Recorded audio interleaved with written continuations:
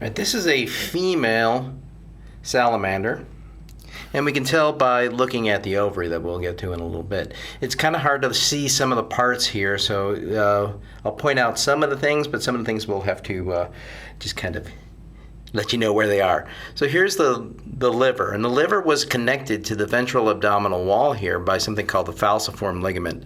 I've removed that falciform ligament, but it is larger than what you see in most other vertebrates, and it goes all the way to the ventral wall, and it's just a mesentery there that connects those two. If you look back, way back here, see that little bag right there is the urinary bladder. They don't have much of one because they're aquatic. They don't really need it. Need to hold urine for very long. The stomach is located right here. It's this larger section, and it ends with a constriction right there called the pyloric sphincter.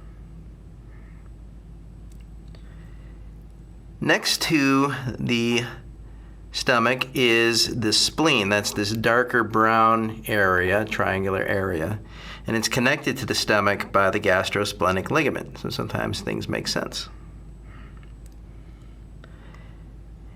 After the pyloric sphincter, we get into the duodenum. The pancreas is not very obvious on these guys, but there's some kind of gooey tissue, kind of looks like bubble gum. I always think of chewed up bubble gum on the inside of that. That is the pancreas.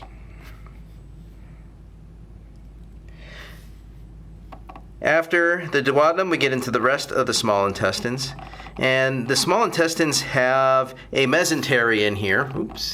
A mesentery in here that is called the mesentery. So any kind of connective tissue in the guts is called mesentery, but there's the mesentery proper, which is the thing that is inside of these folds of the small intestine. If we follow it back, we eventually get into our large intestine here, and it's held up to the dorsal abdominal wall by what's called the mesorectum. All right, the liver and the duodenum. The liver is kind of torn up here. It's not very strong tissue. It's connected to the duodenum by a bit of mesentery called the hepatoduodenal ligament.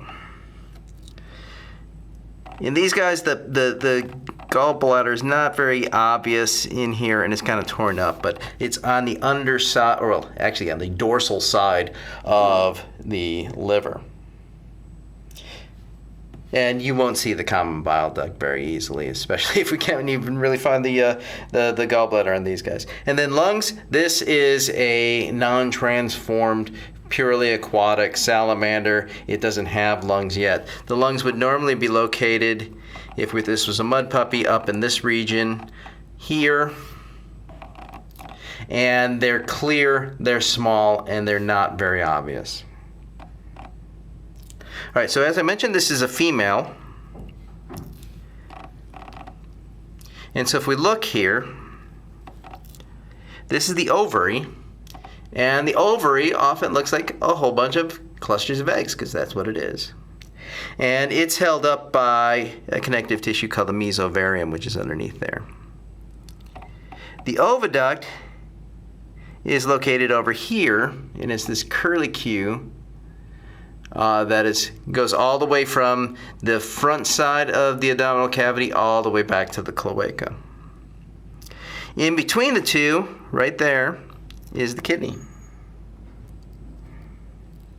I believe that is all the characters that we have here. And so we know it's a female. We could have told it was a female from the outside because males have something called a cloacal gland in this region. And given that this is, again, a larval salamander, it may not, the males may not have that developed. And so what you have to look at is the ovary. And so, or ovary versus the testis. And ovaries have this egg-like appearance to them. And testes are more of a solid, kind of creamy color to them. So quite different in its anatomy. If I can find a male later on, I'll try to do the same video with a male.